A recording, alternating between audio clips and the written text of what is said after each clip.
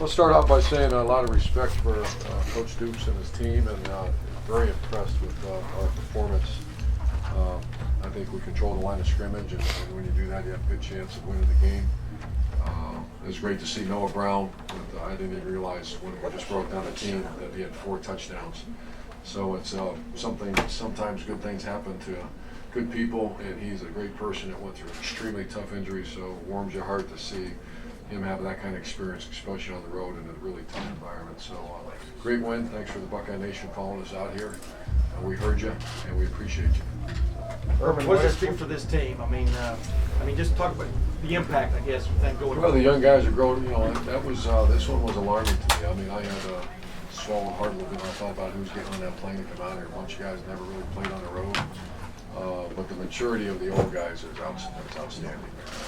J.T. Barrett, Pat Alford, Billy Price up front, and then Raekwon McMillan and Gary Conley, he'll be fine right away. But just really good leaders on this team right now. Urban, what does the concept of the least experienced team in the country mean right now? Because that's what you were Well, calling. it's no longer. Yeah, I think before today, you know, they're no longer inexperienced. You went on the road and played at Oklahoma. You know, that has to be one of the probably top 5 hardest places. Yeah, I saw the record. It is one of the top 5 hardest places to play. It's a very talented team. From the opening kickoff, man, our guys swung as hard as they could. So they're no longer the youngest team. We just got in. How much of a coming of age game was this for you guys? Yeah, this was the coming of age game, and I just made a comment earlier about that. You almost took a deep breath, and as I was just watching our guys get on the buses and the planes, thinking, my gosh, this is a young team.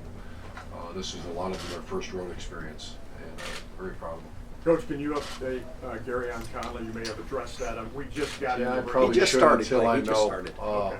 Until my understanding is going to be fine. It was very precautionary.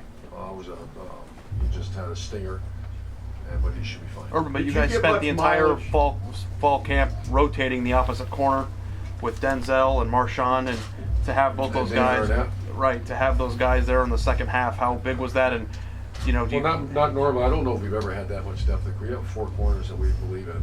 For sure, 3 guys that are they rotate.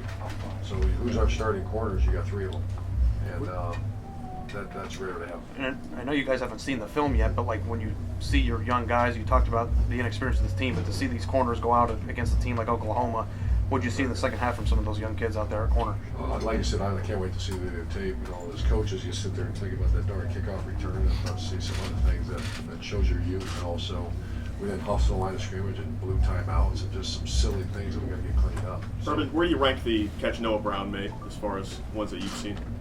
I haven't seen it yet. You didn't see it in the replay? He caught it on the guy's back. I saw it's one of the great catches from what I heard. I can't use the language that I heard from the press box upstairs. Is that why you guys have sort of been raving about him for almost 2 years? Yeah, he's a grinder. We love grinders around here. He's a guy that works so hard, and I think that injury happened the week before he played. He was a starting receiver for us last year. He got hurt, and there's not a better guy, better family to see him have success.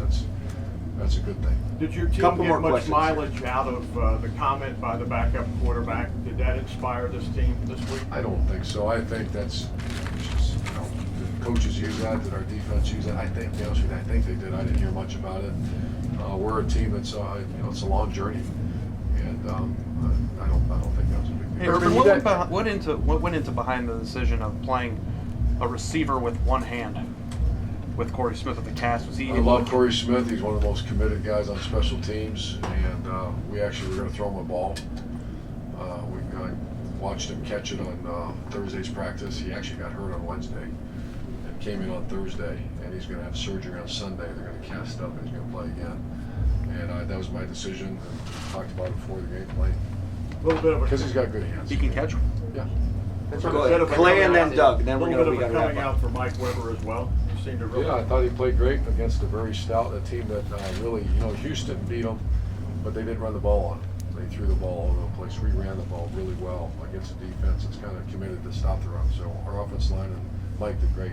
Urban, you obviously had the workhorse tailback with Zeke the last couple of years, but the way Curtis and Mike have emerged as sort of that 1-2 punch, the way you guys use them, did you anticipate that I did. working out Yeah, like I this? thought Curtis Samuel was a guy that waited his turn, and he's a talented guy, and I think that's a 1-2 punch is the correct way to identify what's going on with those two, and it's going to continue.